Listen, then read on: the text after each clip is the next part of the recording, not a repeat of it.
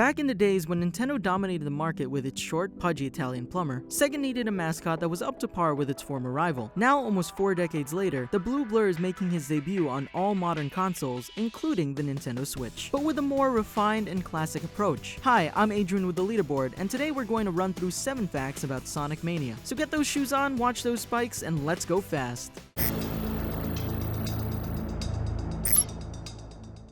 The remaking of a classic, Sonic Mania was initially developed by Christian Taxman Whitehead, a programmer and avid Sonic fan who previously revamped a series of classic levels from Sonic the Hedgehog, Sonic the Hedgehog 2, Sonic CD, and Sonic & Knuckles. He and fellow programmer Simon Thomley were approached by the Sonic team head Takashi Iizuka to create a game that recaptured the speed and gameplay of those definitive 90s Sonic titles. The concept evolved into a passion project made by fans who had a close following in the Sonic community, and who were incredibly determined to end a series of flops and, quite literally, start over from the very beginning. In fact, no one in the development team previously worked for Sega. Both Jared Castle and Tom Fry, the level designers, were found from the Sonic fan community Sonic Retro, a site dedicated to ripping apart Sonic games for the purposes of modding and finding cut content from previous games. They were also the duo who brought Sonic's classic ports to mobile gaming devices and widescreen consoles. Now, Sonic Mania doesn't necessarily try to one-up its successor, Sonic Forces, in any shape or form, but it does provide the setup and how the Sonic team will shape the franchise going forward, but more on that later. What we do know is that Sonic Mania was built from the ground up from the fans' passion for the original Sonic gameplay, where speed dominates any creative decision regarding game controls and level design. Modernized gameplay.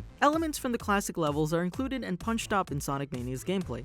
For instance, the chemical plant zone, which was from Sonic 2, is expanded from its original horizontal platform into an extensive vertical space. Through this change, the level captures the essence of Sonic CD, which was praised for its more open courses, like Palm Tree Panic Zone and Collision Chaos. It also takes notes from Sonic 3, which took most of its material from the heavily crammed and streamlined Sonic 2 and improved on its gameplay, a good example being the Hidden Palace Zone, which was mostly finished upon Sonic 2's release, but didn't make the final cut. New elements in the classic stages include numerous power-ups from later Sonic titles, new platforms like a DNA Riser, as seen in the newly revamped Chemical Plant Zone, and lots of new badniks. So many badniks. This helped programmers in the development process keep the zones feeling fresh with new visuals and challenging platforms. Some of these zones include Green Hill Zone from Sonic 1, Flying Battery Zone from Sonic & Knuckles, Stardust Speedway Zone from Sonic CD, and Chemical Plant Zone from Sonic 2, which is one of my favorite zones, to be completely honest. The programmers also had the very rare opportunity to work with Yuji Naka and Hirokazu Yasuhara, the original programmer and designer of the Sonic the Hedgehog game released in 1991. Another new perk to the game is its soundtrack, composed by none other than T-Lopes, a YouTuber known for his video game remixes. Levels like Green Hill Zone and Chemical Plant Zone have received their fair share of revamped tropical beats,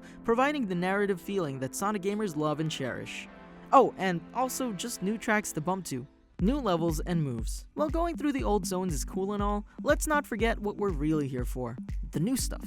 Sonic Mania is filled with brand new sparkling levels that will hopefully provide players with fresh challenges and story going forward. While Studiopolis Zone glitters with Sega lore, Mirage Saloon Zone was built from a concept originally meant for Sonic CD. Good thing it seems to fit perfect here. Another element that flows well within these new levels are the exclusive abilities that Sonic, Tails, and Knuckles individually control. For instance, Drop Dash is a move where a player can make a quick dash immediately after landing, and it can only be used when the player selects Sonic as their main character. This move will also be available in Sonic Forces for speed enhancement. When playing alongside Tails, Sonic can also reach heights and special items through Tails' flying ability, which can be used when Sonic latches onto Tails' arm after a jump. Knuckles also has his own share of abilities, from climbing walls to gliding, to punching through obstacles, which allows entry to special stages and items. Each individual character has unique access to different areas of each zone, which means that players will have an entirely new experience depending on character selection alone. In addition, players have the option of playing these levels with a special CRT filter, which is basically a dash of nostalgia sprinkled over a bowl of Sonic goodness. The game also plays up to 60 frames per second with the highest quality uncompressed pixels ever available in a Sonic game.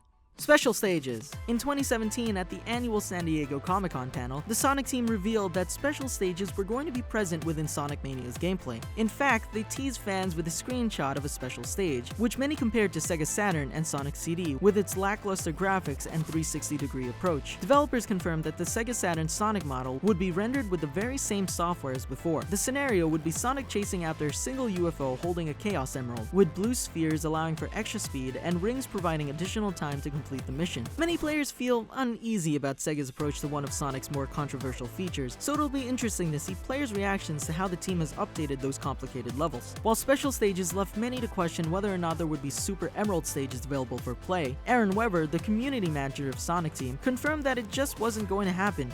But hey, that's what Sonic Retro is for. The true Sonic 4. With many completely ignoring the existence of Sonic the Hedgehog 4, which fell flat placed alongside its predecessors, fans have praised Sonic Mania as the true sequel to Sonic 3 and Sonic & Knuckles. And we can't say they're wrong. The teaser trail for Sonic Mania, which was released during Sonic's 25th anniversary, was animated by none other than Tyson Hesse, a comic artist known for his work on the Sonic Archie comic series. The clip acts as a direct homage to Sonic CD's style and cutscenes, which were heavily acclaimed at the time of its release. Fans are aware that newly animated material will be available for Sonic Mania exclusively, and the trailer also alludes to the continuation of Sonic's early story with the display of elevator floors. Floor 1 represents Sonic 1, Floor 2 represents Sonic 2, Floor K represents Sonic & Knuckles, and M represents Sonic Mania.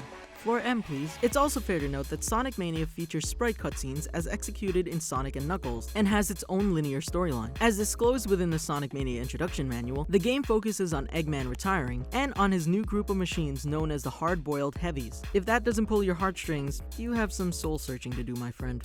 Easter eggs. It's clear that many Easter eggs are featured in Sonic Mania's newest levels, and the possibility of revisiting old characters is not completely off the table. In Studiopolis Zone, a lot of the gimmicks are based on old Sega properties and merchandise. For example, the popcorn machine is based on the Sega Sonic Popcorn Shop, an arcade vending machine released in 1993. Also, the television vans with the word High Class Hornet are a reference to the NR 2003 Hornet from Sega's arcade racing game Daytona USA. With regards to older characters, Mirage Saloon Zone contains a multitude of references from the original Sonic series. For instance, the many wanted posters of Fang the Sniper, Bark the Polar Bear, and Bean the Dynamite are quite often seen in the level's background design. Christian Whitehead even acknowledged Team Hooligan on his own Twitter page, leaving many to question whether there would be a special appearance or a special boss battle involving these troublemakers. Neither have actually been shown or confirmed. It's definitely not that far from the ordinary when referring to great platformers like Sonic Advance and Sonic Advance 2, both having their own share of special characters and inspired gimmicks for the new zones. Although we know that Sonic, Tails, and Knuckles are the only playable characters in Sonic Mania, it doesn't dismiss the possibility of cool cameos and mind-boggling stories. The defining moment. In an interview with Takashi Iizuka, he talks about how the success of Sonic Mania will likely impact the future of the Sonic series as a whole. The two past decades have been devoted towards Sonic games reaching a wider audience, from adults to children. One can definitely say that these efforts have clearly flopped, with only a few games to prove otherwise. Although it's predicted that Sonic Forces will most likely appeal to children, much of the feedback has shown that a majority of young players are interested in Sonic Mania's more classic approach to Sonic games. Sonic Mania is a breath of fresh air for those who have found the controls and stories of more recent Sonic games to be overly complicated and unrefined. It's also exciting to see what sort of influence a game like Sonic Mania will have on future games to come. Like, a 2D Shadow the Hedgehog does not sound bad. Just leave the whole Black Doom deal in a can where it belongs.